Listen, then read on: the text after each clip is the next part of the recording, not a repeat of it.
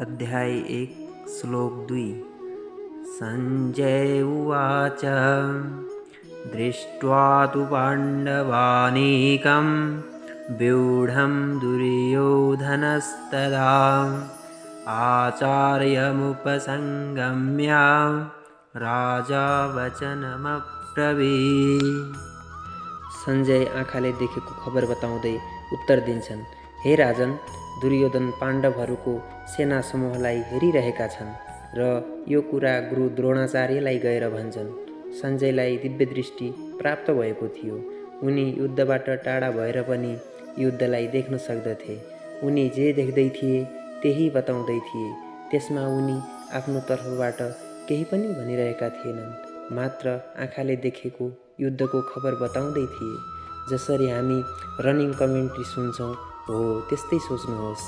यो उनैको दिव्य दृष्टिको कमाल थियो कि हामी आज गीता सुन्न पाइराखेका छौँ।